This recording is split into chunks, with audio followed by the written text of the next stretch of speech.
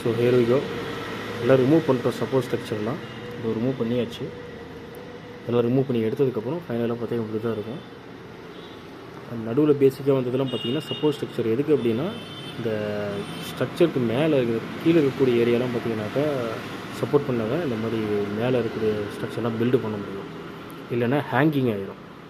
இப்போ கீழே இருக்கக்கூடிய கொஞ்சம் ரஃப்பான ஸ்ட்ரக்சர் பார்த்திங்கனாக்கா இதெல்லாம் வந்து சப்போர்ட் ஸ்ட்ரக்சர் தான் நான் ரிமூவ் பண்ணல. என்ன காரணம், கொஞ்சம் ரஃப்பாக இருக்கட்டும் அப்படின்னு விட்டு வச்சுருக்கேன். அது எதுக்கு அப்படி விட்டுருக்கேன்னா, அது மேலே வந்து ஒரு பாண்டிங் வந்து அப்ளை பண்ணுவோம். இது வந்து பிஎல்ஏ பிளாஸ்டிக்குங்கிறனால பேசிக்காக ஒரு அந்த ஈரத்தன்மையை உறிஞ்சிறது சொல்லுவாங்கள்ல, ஹியூமிடிட்டின்னு சொல்லுவாங்கள்ல, அது வந்து உறிஞ்சிற தன்மை வந்து இருக்கும். அப்போ என்ன ஆகுன்னா, தண்ணியில் இந்த இது பேசிக்காக ஒரு இம்ப்ளர் தான் இல்லையா, தண்ணியில் ரன் ஆகும்போது ஈரம் போக போக பார்த்திங்கன்னா இது ஃப்ளெக்சிபிலிட்டி அதிகமாகி உடஞ்சிரும், பிரேக் ஆகிரும்.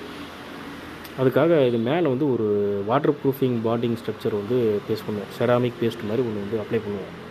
கொஞ்சம் ஹெவியாகிரும், பட் ஆனால் பார்த்திங்கனாக்கா உடையாது. செராமிக் பேஸ்ட் அப்ளை பண்ணி இது வரைக்கும் பார்த்திங்கன்னா 1 வருஷமாக என்கிட்ட ஒரு இம்ப்ளர் ஓடிட்டுருக்கு. இது வரைக்கும் பிரேக் ஆகலை. ஒரு R&Dக்காக பண்ணது, அது சக்ஸஸாக இருக்கும். சரி, நம்ம வந்து ஃபவுண்ட்ரிக்கு போகிறது போல் இது வந்து கொஞ்சம் 3D பிரிண்ட் இருக்கும்போது நம்ம ஷாப்லேயே பண்ணிடலாம். அதனால் இந்த மாதிரி பண்ணிகிட்ருக்கோம். நன்றி.